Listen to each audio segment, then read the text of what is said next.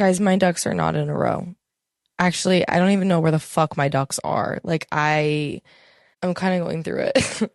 I feel like this is how I've been starting every fucking episode this summer because I don't know what it is about the summer, but I every lesson that I thought I learned comes back to the surface and makes me relearn it again, and then also makes me realize like I didn't even learn it the first time, and maybe I don't even know what the fuck I'm doing ever. So that's how I'm feeling. Today, I guess we're just going to talk through this weird feeling that I'm trying but horribly expressing to you all of almost being in between the ebb and the flow. Like, I feel like I'm somewhere in the middle. I'm not even in the ebb right now. And I don't even know what the ebb is, but I'm not even in the ebb. I'm somewhere in the middle. It feels like uncharted territory. And at the same time, it's like, a lot of things are super familiar to me, but then I'm also like looking at the things that are familiar to me right now, and it's giving me like an uneasy feeling that these things are familiar to me because I know that they're inevitably going to change and they're temporary, and it's just a whole fucking, I don't know what is going on in my brain right now. There's almost too much and like nothing at the same time going on up there. But something that's been relevant to my entire process of creating has been this constant ebb and flow of fear. And we'll start with this topic and we'll see where it leads us because I think it could open up a lot of doors for us. I'm starting to just get so frustrated every time I see myself fearing something or I see something scaring me a little bit because I'm at the point now where I'm like, bro, you've done all the scary things. You've done all there is to be scared about. Now you're just in the part where you're allowed to have fun. You know who you are. You know how to create from the space you want to create from. You know how to make it peaceful. You know how to make it fun. You know how to collaborate with other people. You know how to do all of those things and also be okay with other people seeing you in the process of it. And that's the biggest thing. Like, most people don't even try because they're so scared of other people seeing them trying. Because then people just look at you as this person that's trying at something. And that's really vulnerable because you haven't yet made something of yourself. So you are in the most vulnerable state you can be in your own life, in your own mindset, in your own process of things, while also having to be okay with other people seeing you not having it all fully figured out.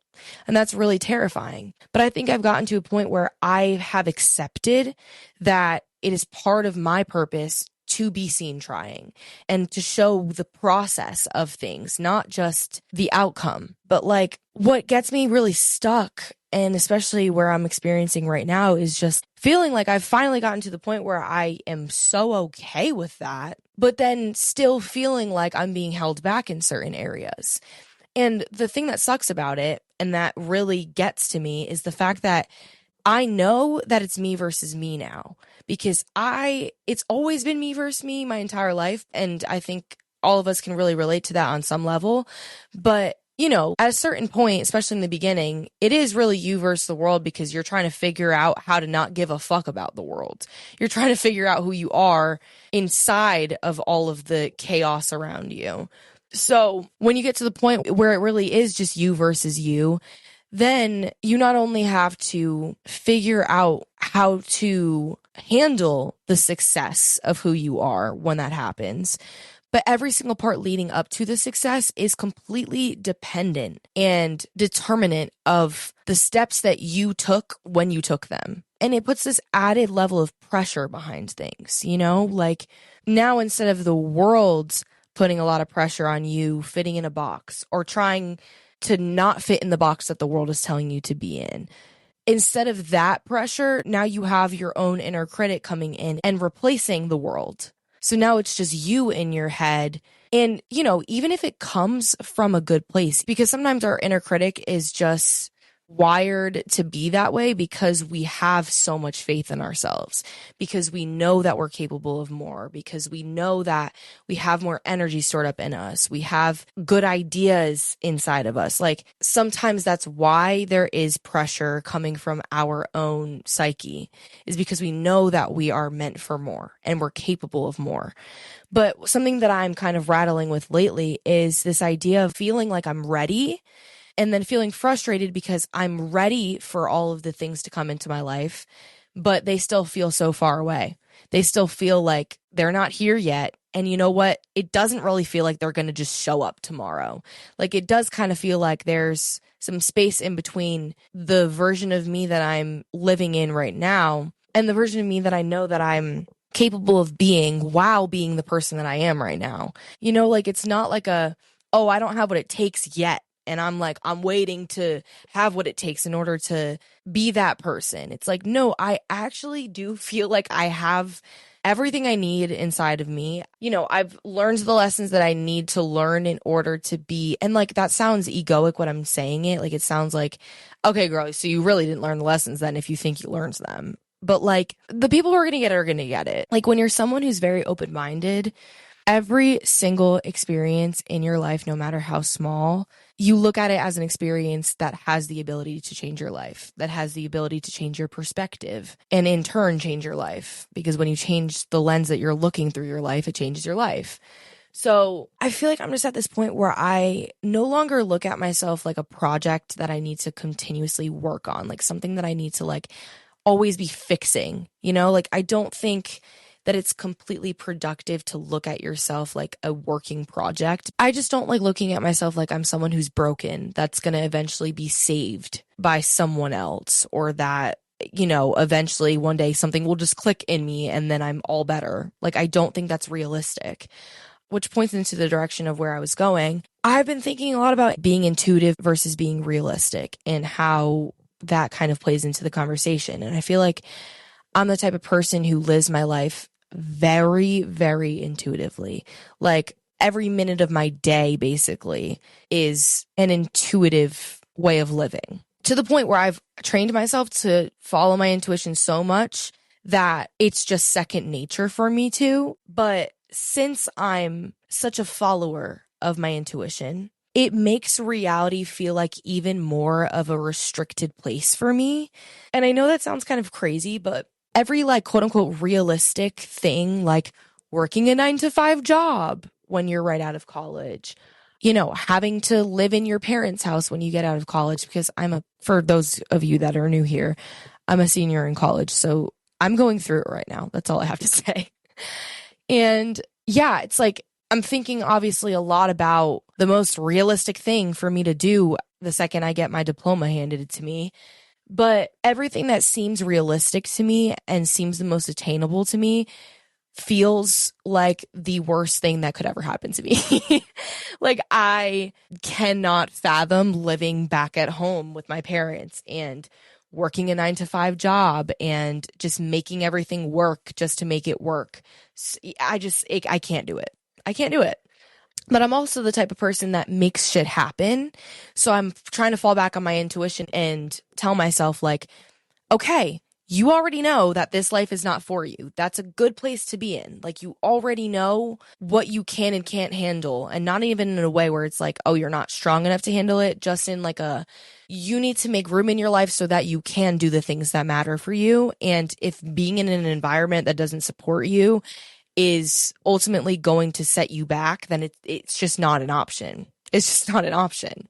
So like, I will make it work, even if I have to work paycheck to paycheck. I will make it work if I, you know, have to find a random roommate somewhere in the world, or, you know what I mean? Like, I'm just the type of person that will make it work. So that part to me is not even scary. It's just the idea that like, my safe options are the most realistic options. You know what I mean? Like, everyone that you talk to, older, younger, same age as you, going through it, especially when you're in your 20s, kind of makes it seem like dreaming big is being unrealistic and thinking super long term is what is the most realistic way of thinking. But genuinely, when you think about it, why the fuck would thinking long term be the most realistic way of thinking? Because you don't even know what the fuck tomorrow is. So why is it realistic for us to think about the next 40 years of our life? Why is that a realistic way of thinking? It feels like the blind following the blind, genuinely. But I think I'm in this phase where I have to use my discernment more than ever in a way where I wasn't really expecting to have to, because I have so many opinions around me right now from people who are, in their 60s and are still working a job that they fucking hate that they've worked for the past 40 years of their life. I have people's opinions that are in the same phase of life as me right now, where they're still a college student trying to figure out what they want to do after school. And I have their opinions of like realistically being able to support myself outside of school and not being able to just kind of run away and live a happy life how I want to live it.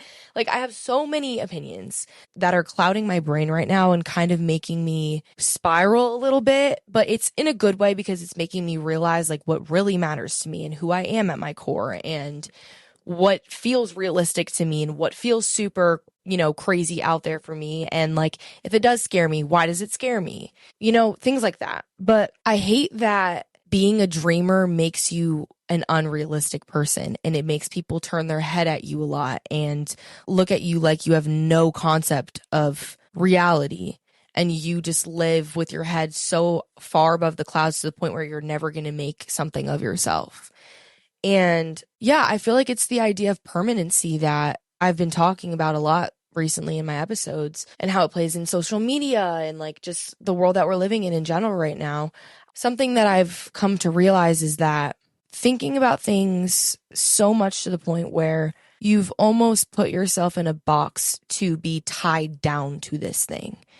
In some ways it can be good because it makes you commit to that thing, right? But in other ways, it's like, why do we actually feel like we need to figure out what we're going to do for the rest of our life when we're 20 years old? Like, why is that how the world trains us to think about things, So something that I've been dabbling with lately is the idea of, going to grad school and setting forth in a completely different career path than what I'm doing creatively and working towards an actual career path while alongside working towards my creative dreams and aspirations. Because to me, a career path is a career path. That is not a dream to me. And I know that that doesn't apply to all people because a lot of people find themselves working towards a career that is their dream.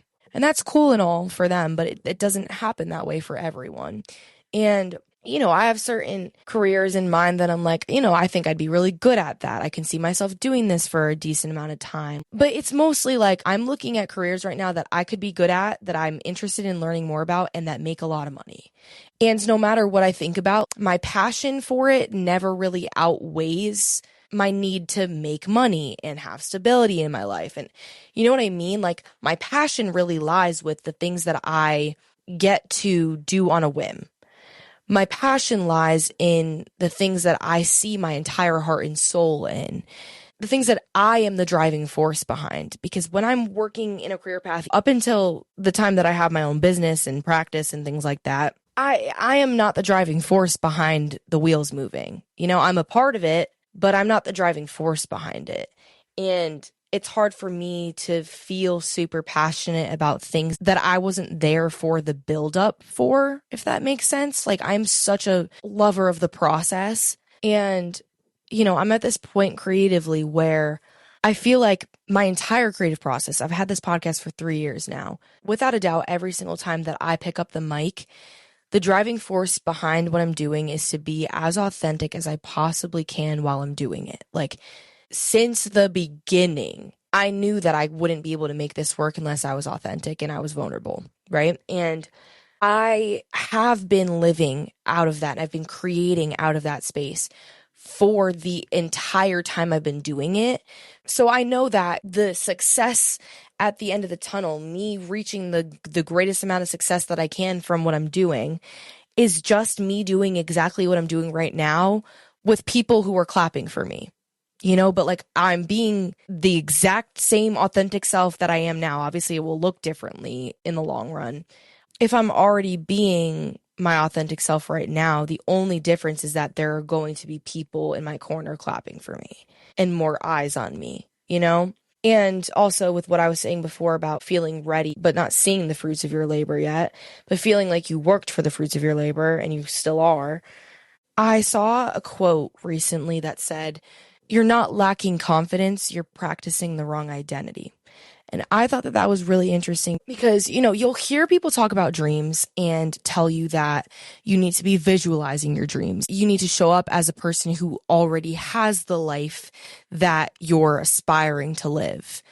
And that speaks a lot to manifestation. And what I've come to realize about manifestation is that, yes, there is science and spirituality and a bunch of evidence behind manifestation working and being a thing. And all of us do it unconsciously, whether we realize it or not.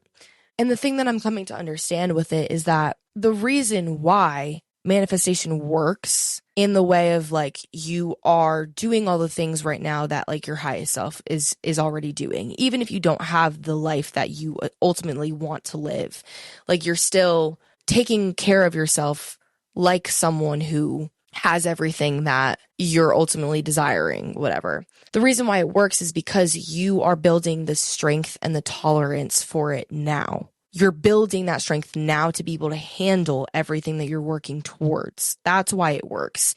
And that's why you become a magnet to everything, because if you are even a little bit spiritual, then you probably believe that God or the universe puts things in your life or takes things out of your life because you can handle it. Like you're never being put through something that you can't handle, even if that's exactly how it feels when you face it.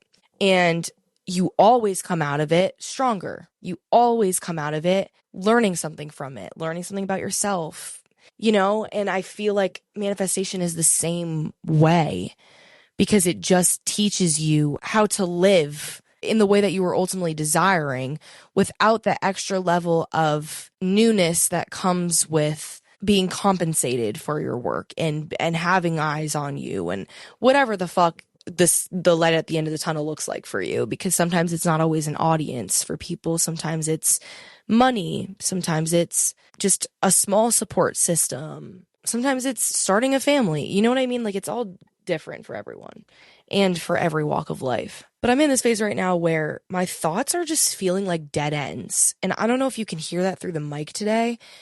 And Lizzie, who's editing this, girl, just fucking leave it in. I don't care. I don't care anymore, because I'm at this point where I think it's really important to kind of showcase the times where my brain doesn't feel like it's working as well, and it feels like my thoughts are very scattered and they're not at all finished thoughts. And maybe there's nothing wrong with that. Maybe there's nothing wrong with that. Maybe that's kind of the point. And the people that it's meant to find, it's going to find. So I've adopted this mindset of like, I don't really give a shit. I don't care who's listening. I don't care if you know me and you're listening. I don't care if you're judging me and you're listening. I don't care if you think that this is the dumbest fucking podcast episode you've ever heard. I just don't care. But there is a part of me now that's like, okay, then what the fuck am I working towards anymore? Because it's such a slow burn, but like I feel like I have faced every part of me that I've needed to face in order to get to who I am now. And I'm just at this point where I'm like, okay, what the fuck is next? Like, what is next? Because it always feels like there's more that I have to face, but it's like I only have to face it because I have nothing else to do. It's like I only have to face it because there's nothing else in my process right now to do. Like I don't have fans to keep up with. I don't have people to feed. You know what I mean? It's me versus me. It's me versus me. And that's not to say that like the second that I have a huge audience, I'm going to just like forget who I am. Like, no. Obviously, I'm still going to be doing everything I'm doing, but that's what I'm saying about manifestation. It's teaching me right now to keep facing myself when it gets hard, to keep facing myself when I don't have people clapping for me, even in my small corners. It builds this callus for you to be able to withstand everything that comes with the pressure of success. Because I think that we subconsciously in our brains think that success means freedom. And in a lot of ways, it is. In a lot of ways, money comes with freedom. Money comes with autonomy. It comes with choices and opportunities and all that good stuff. But money also comes with pressure, and success also comes with pressure. It comes with this added layer of expectation that you have not only for yourself now, but that other people have on you as well. And if you succumb to that pressure, it can ruin every single thing that you have built to get you on the trajectory and on the path to where you are now. And it's really fucking scary to think that, once you get to that point, in the snap of a finger, it can be taken away from you. And you can take it away from yourself by not having the confidence to think that you have the ability to withstand the pressure that it comes with, So it's just interesting because I feel like confidence is such a never-ending road in a way that you would think feels really empowering, but actually feels so limiting at times because it's like, holy fuck, I could always be more confident in myself. And if I could always be more confident in myself, then how confident am I really right now? Because I'm only 20. So that means that I have the rest of my life to gain more confidence in myself and to learn more things. So it feels like I really don't know much right now. And I'm not that confident right now because I could always be more confident. And I really just think that the mindset that everything's going to come when you're ready for it is such a limiting way of thinking about life because it's inevitably going to put you in this really uncomfortable spot of feeling like you have to be ready for things before they come in. And that's just not a realistic way of thinking about life because things happen to you when you least expect them, good or bad, and everything in between. Like things always happen whether or not you are ready to experience them. And also, who are you to say that you're ready? Who are you to say that you have what it takes or that you don't have what it takes? Like, we actually have no fucking idea because we're all experiencing life for the first time at whatever phase we're in right now. We only know what we've been taught. So instead of thinking that, things will come in because you're ready, I think it's more productive to look at it as things are going to come in because you have the knowledge and the power and the strength to tolerate them.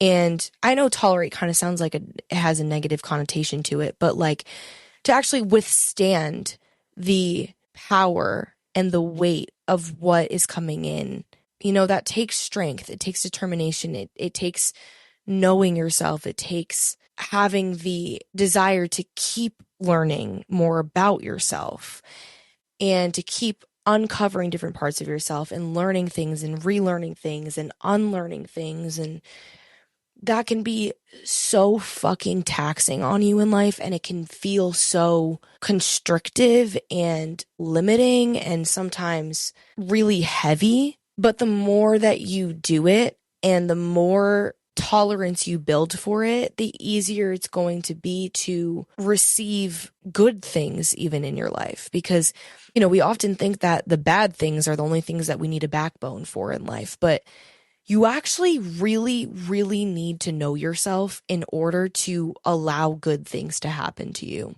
in a way that isn't going to steer you off your path. Because people who don't know themselves, when good things happen to them, sometimes they cling on to the good things more than they cling on to who they actually are. And it makes them lose themselves in the process. And then you'll see that those people usually fall off the wagon and they don't withstand the test of time. And it's sort of just like this fleeting idea of who they thought that they were or who they thought that they could be, but they didn't even know themselves to begin with. So why would they be able to keep up with this glorified version of them, I don't know, man. I just have a lot of thoughts and also none at all. Sometimes I'm going to sit on this mic and it's going to feel like things are flowing, and sometimes it's going to feel like I'm talking a whole lot about nothing. So stay tuned for more of that if you are into that. Now to get into the weird wrap up, okay? Right now I'm weirding out on New York City. I grew up in Connecticut, right outside of New York. So for me, New York has a very familiar feeling to it that it probably doesn't have for people who don't live outside of it, I would assume, because it's so big and kind of jarring. Like, it can be very jarring. You see things that you would not see anywhere else in the world that you see in New York City.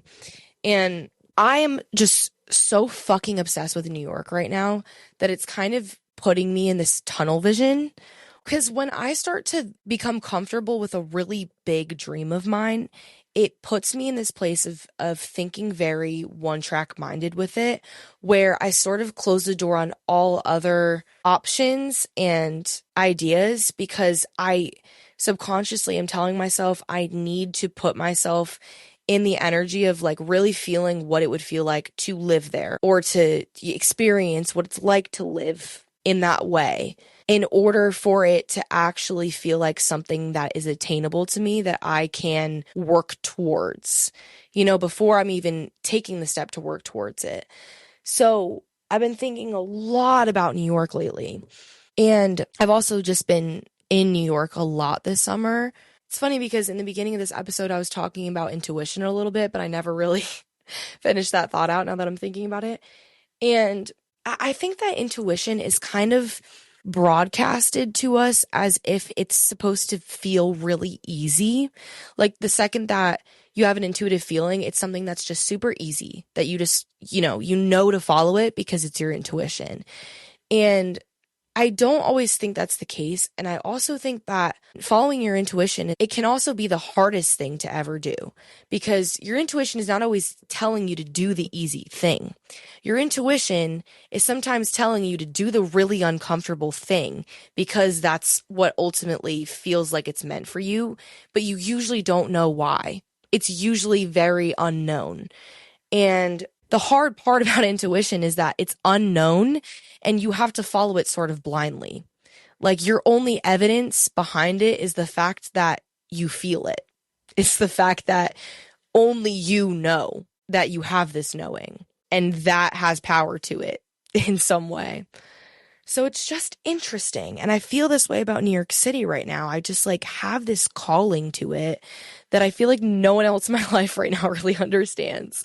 And everyone else is like trying to think realistically about it, is like trying to embed these like realistic way of thinking in my brain of like, but it's expensive, but you don't really know what you're doing, but it's really hard to move in there and it can be unsafe and it's really dirty and smelly and all this stuff.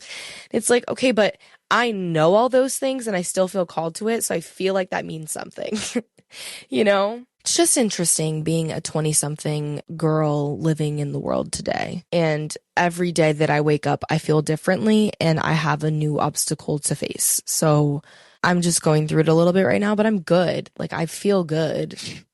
And I'm really excited about the upcoming year that I have ahead of me. But I'm in a weird state right now. So that's all I have for you guys. Reach out to me as always. All my socials are in the show notes below. If you have anything you want to chat about, ask questions about, need advice on. I don't really look at myself as someone who's like gonna give you the best advice in the world, but I'll be real with you. I'll be real with you, that's for sure. But yeah, sending you all the love in the world and I'll talk to you so soon. Thanks for listening. Mwah.